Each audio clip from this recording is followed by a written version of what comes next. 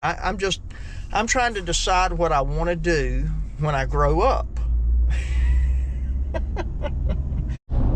What's up, YouTube family? Gerald Greenlee here with Clenny Green Lawn Service in beautiful South Georgia. I hope it's going to be beautiful.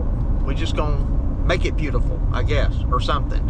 I think over the weekend we got like 6.5 inches of rain or something like that.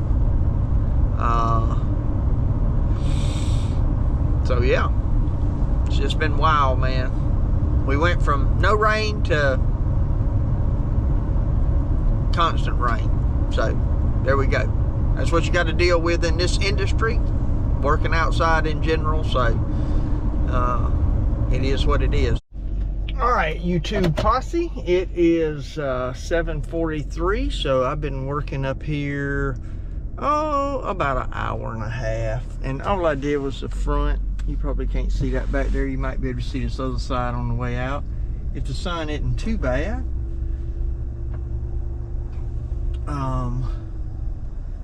Yeah, so all that's trimmed up. I'm not sure what they've done. They've added something over here, a breaker, an outlet. I hadn't looked, but they tore the landscape retaining wall all down. I just set the bricks back up there where we could cut around it. I'm not sure if they are done. I don't know why they didn't edge that. It don't look bad, but it still should have been edged. But anyway, I'm not sure what they got going on there. They're still, I don't know if they're still working in there. They got an eye there. I guess it's for that light that shines on the sign. But they have dug the landscape beds all up, man. And you know, I'm not gonna go in there and just fix all that stuff. Got this end trimmed around here. You know,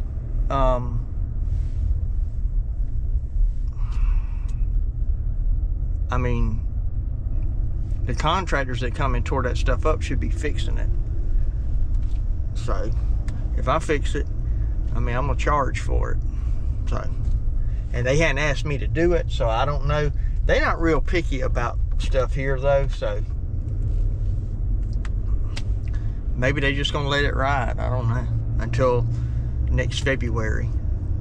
I don't know if I should say this on here or not, you know, for who all. There's the guys down there cutting at the tax office. They just left the bank. It's wet, man. That grass is clumping bad. Bad. But anyway,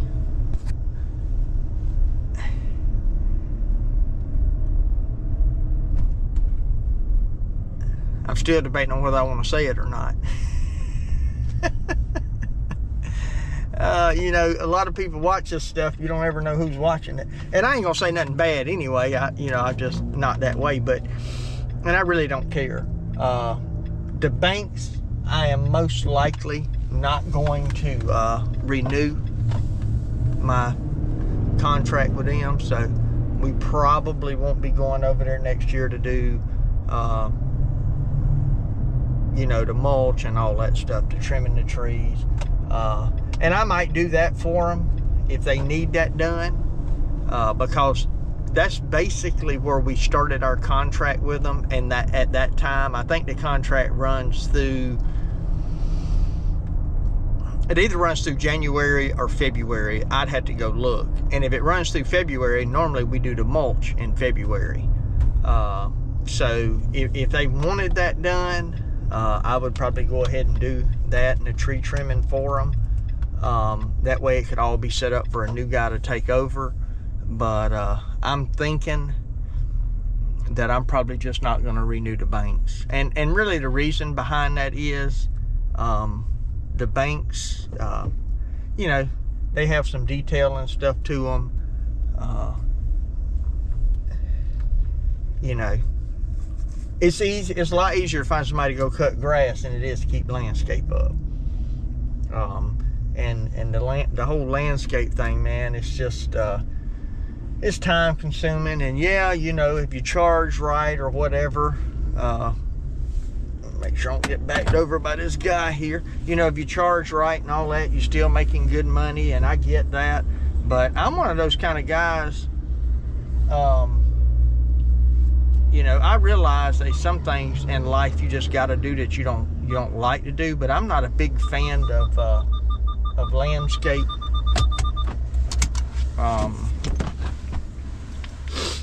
You know, keeping it up. Like, I just don't really enjoy that. Now, with that said, if you're getting started in business, you got to do whatever you can do, you know. In business, you're going to have to do things you don't like. But fortunately for me, that dude's about to back in that car. Huh, he missed it. Fortunately for me, I'm at a point where I can pick and choose, you know. And so I'm really looking at next year and, you know, what I want to do. And I'm thinking about scaling back quite a bit.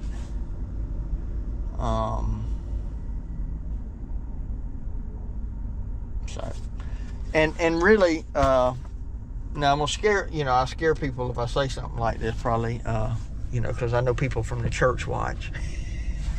You know, like, y'all don't ever take anything I say as necessarily concrete unless I say it's concrete, right?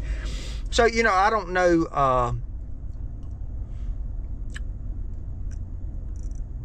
I don't know that I want to be full. You know, I don't know that I'm going to go back to a full-time vein in ministry. And I could do that. I'm certain where I'm at now. So it's when I say something like this, it's not like I got to go find somewhere else to go. Okay.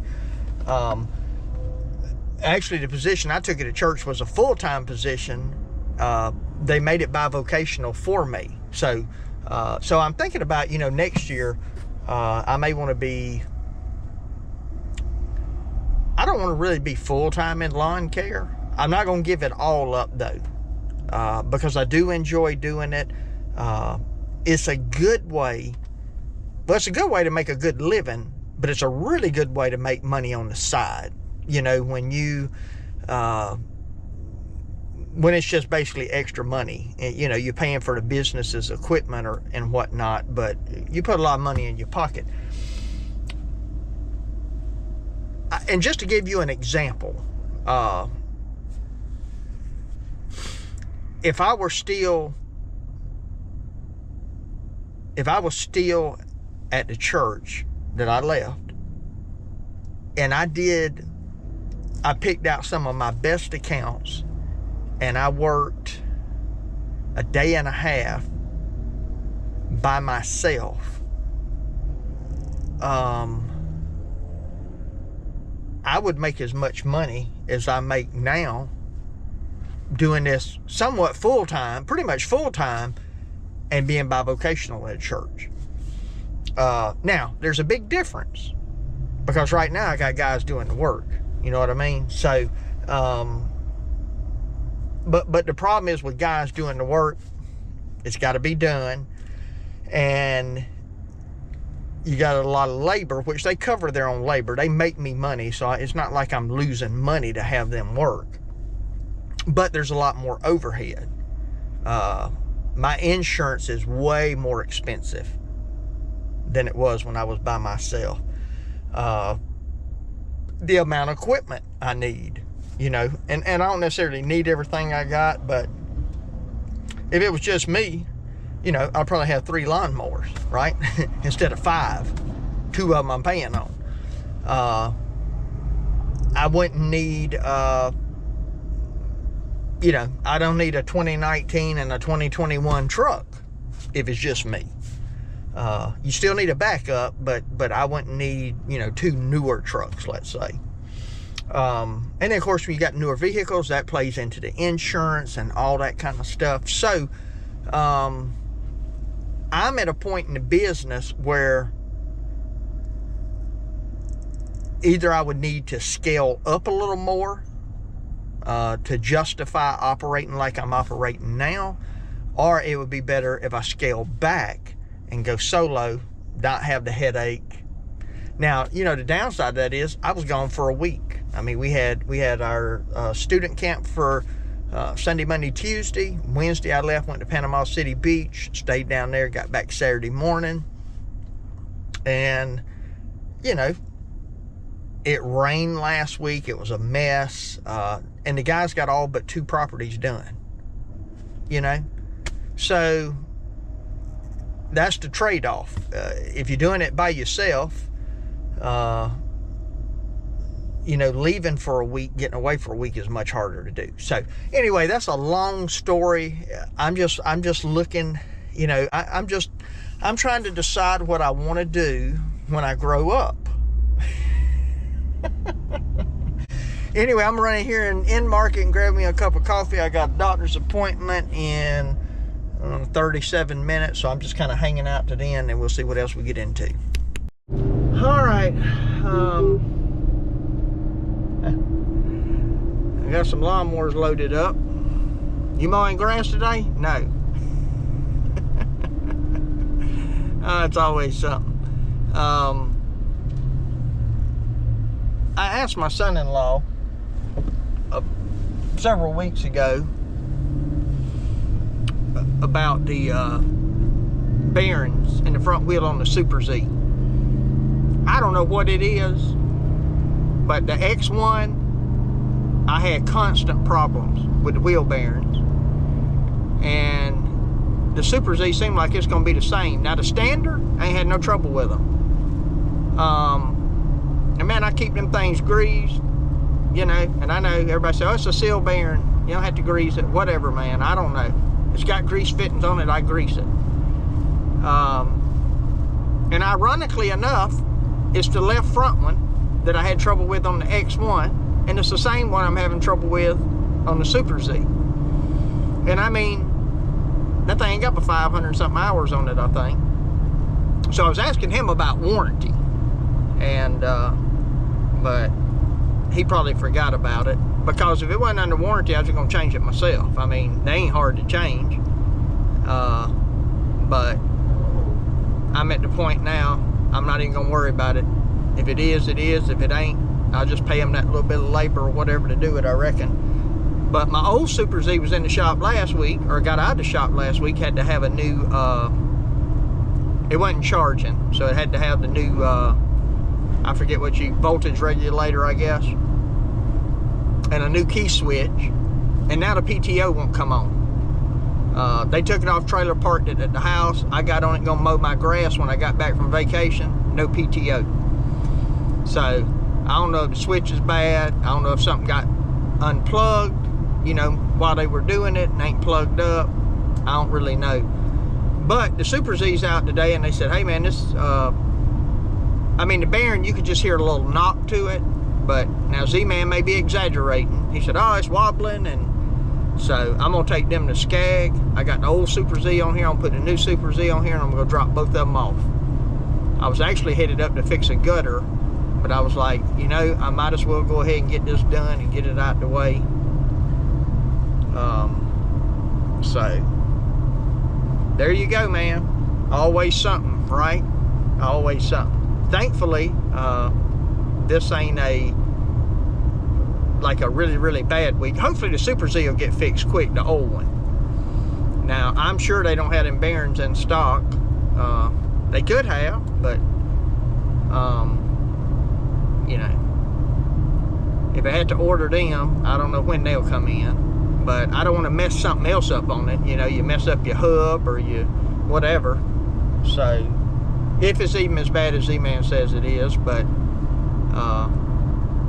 when I greased it and did the oil change and all that last weekend, it had a little slack in it, but didn't seem to be that bad. But you know, once they go downhill, they can go fast. So anyway, this kind of part of what I was talking about earlier. You know, when you got this much equipment and you're running it all the time, you always got something breaking. And even though you're generating a lot more revenue, it cuts into your profit. And whereas if you're running solo running one mower at a time, you're certainly not going to have as much maintenance, oil changes, as many breakdowns. You're just not going to have all that. So, you know, those are just things you have to look at. But anyway, let me go get them dropped off. All right, well, I don't know what else I'm going to get into. I did go drop my insurance off at a local agent here because my commercial insurance has got to renew August 1st. And so I'm going to see what the quote is here. 003's mother actually works at an insurance agency. So I figured I'd get a local price. They insure our house.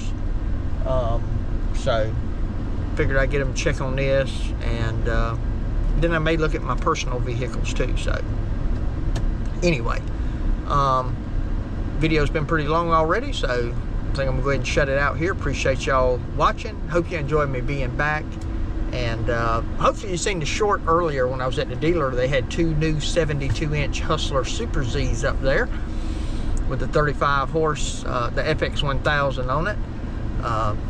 Those are already bought. Those are already sold. They're going to one of the school districts. So anyway, yeah. So I didn't have to fight off the temptation to buy them. So 72 would work on a lot of properties, but I don't really want one of them because it wouldn't fit on both of my trailers. So anyway, hey, appreciate y'all watching. My prayer for you is always the same, that the Lord might richly bless you, and that you might see all of your blessings as from Him. Hope you have a great day.